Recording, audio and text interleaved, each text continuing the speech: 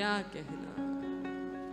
ऐसी प्रकृति, मिट्टी काली पीली, हरे वन आसमान का रंग नीला, ये सब भगवान की माया है, ये सब भगवान करते हैं। और जब हम भगवान की रचित चीजों को देखेंगे तब हमें किसकी याद आएगी? जब भगवान की रचित चीजों को देखें तब हमें प्रभु की याद आएगी। तभी तो लोग क्या कहते हैं कि साधना भजन करना है तो वन में जाओ, एकांत में जाओ। क्यों? क्योंकि यहाँ पर अगर आप करेंगे तो यहाँ पे गाड़ियों का साउंड और तमाम डिस्ट्रैक्शंस भजन में, लेकिन जब हम भगवान की बनाई हुई चीजों को देखें तब हमें भगवान की याद आ जाए, तब मन लगेगा। नारद जी को भी गंगा जी को देखकर भगवान के चरणों की याद आ गई। वे सोचते हैं श्री नारद जी कि भगवान का भजन क्यों ना कर लें, कर लेना चाहिए भगवान का भजन। लेकिन तभी मन में विचार आया कि नहीं नहीं, ऐसा नहीं हो सकता, भजन नहीं कर सकते। क्यों? क्योंकि श्राप रुकने नहीं दे रहा है। नारद जी को एक श्राप लगा है। किसका श्राप? प्रजापति दक्ष का श्राप। वो प्रजापति दक्ष, उनके पुत्र बहुत सारे थे, तो उनके पुत्र जाते वन में साधना भजन के लिए और कुछ वर्ष रहते भगवान के चरणों में, फिर अपने गृहस्थ आश्रम में प्रवेश कर लेते।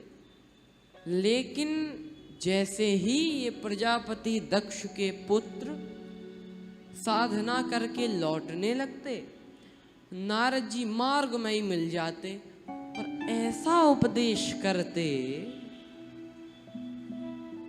कि फिर वे प्रजापति दक्ष के पुत्र वापस लौटते ही नहीं, भगवान का भजन ही कर लेते।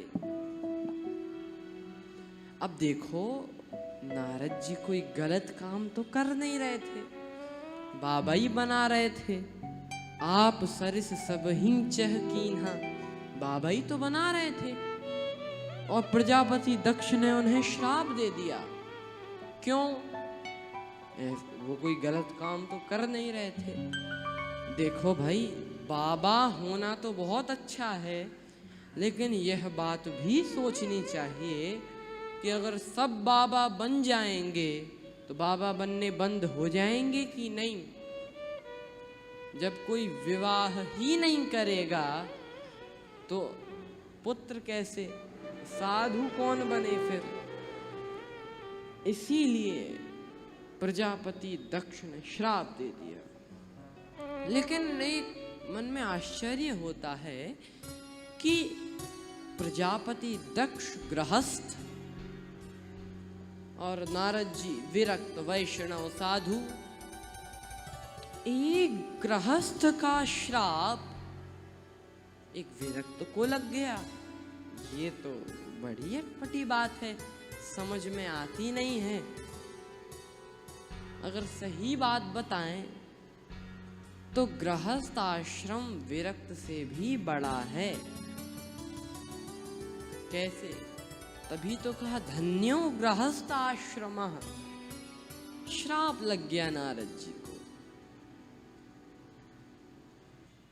और वाकई में नारद जी भी सही काम कर रहे थे और प्रजापति दक्ष भी सही काम कर रहे थे। नारद जी यही कह रहे थे कि संसार में कोई किसी का नहीं है, तो भगवान का भजन करो। प्रजापति दक्ष ने श्राप दे दिया, और श्राप भी कैसा अद्भुत दिया। श्राप दिया कि आप 2 पल से ज्यादा कहीं ठहर ही नहीं सकते। अब तो नारद जी संत हैं, सोचने लगे बहुत बढ़िया रहा, अभी तक एक जगह बैठते थे, अब समय नहीं है बैठने का, ज्यादा जगह जाएंगे, ज्यादा लोगों को उपदेश करेंगे। लेकिन प्रजापति दक्ष ने तो श्राप दे दिया। लेकिन अब तक तो प्रसन्न थे, लेकिन जब बात आई भगवान के भजन की तो सोचने लगे कि यहाँ पर हिमालय राज में ही गंगा जी के किनारे रुककर ही भगवान का भजन करें, सीताराम सीताराम राम राम राम राम। लेकिन रुके कैसे? श्राप तो कह रहा है कि 2 पल से ज्यादा कहीं ठहर ही नहीं सकते।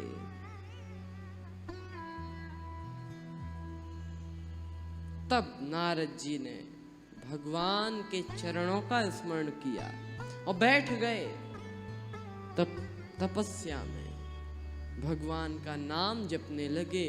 और भगवान के नाम के प्रभाव से सीम की चाप सके को तासु, बड़ रखवार रमापति जास।